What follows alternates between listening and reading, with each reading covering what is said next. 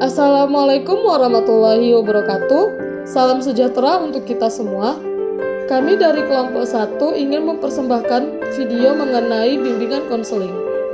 Kelompok 1 terdiri atas Hilda Fadilah dengan NIM 22031013, Najma Yeti Aulia dengan NIM 22231075, Rizkina Putri Akmalia dengan NIM 22033039, dan Latifah dengan NIM 22029019. Pada video kali ini, kami akan membahas materi mengenai bimbingan konseling, mulai dari definisi bimbingan konseling, tujuan bimbingan konseling, fungsi bimbingan konseling, dan kesalahpahaman pada bimbingan konseling.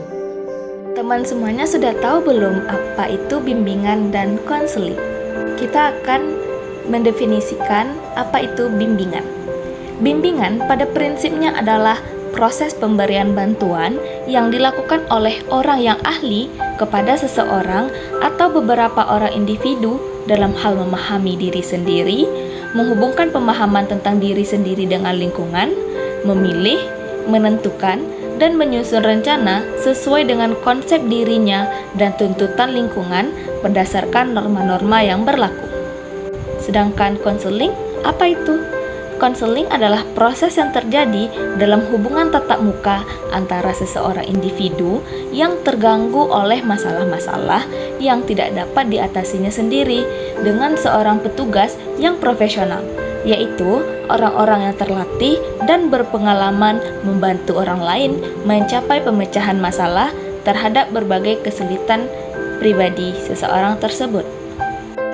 Nah, jadi kesimpulannya merupakan serangkaian aktivitas yang berupa bantuan yang dilakukan oleh seorang ahli kepada konseling dengan cara tatap muka, baik secara individu ataupun kelompok, dengan memberikan pengetahuan tambahan, yang mana pengetahuan tambahan itu nantinya diharapkan bisa menjadi jalan keluar untuk mengatasi dan menyelesaikan permasalahan yang dialami oleh konseling, yakni dengan cara terus-menerus dan sistematis.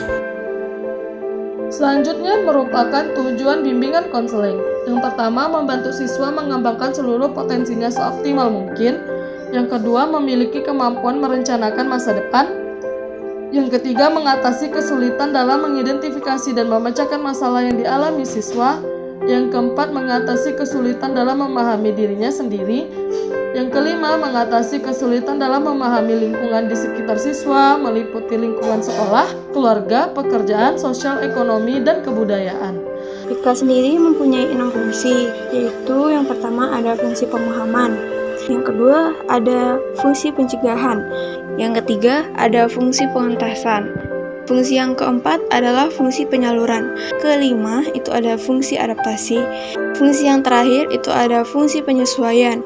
Materi selanjutnya yaitu kesalahpahaman terhadap pelayanan bimbingan konseling, di mana pengertian dari kesalahpahaman terhadap pelayanan bimbingan konseling merupakan kondisi di mana antara penyampai dan penerima informasi tentang bimbingan konseling dalam mengartikan informasi yang diterima mempunyai makna yang berbeda dari yang dimaksud penyampai informasi tentang bimbingan konseling yang sesungguhnya.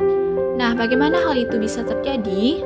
Hal ini dikarenakan ketidaktahuan akan tugas, peran, fungsi, dan tanggung jawab guru, bimbingan dan konseling, baik oleh para guru mata pelajaran, pengawas, kepala sekolah, para siswa, dan orang tua siswa maupun oleh guru bimbingan dan konseling itu sendiri, serta tidak adanya susunan program bimbingan dan konseling secara terencana dan sistematis di sekolah maupun madrasah.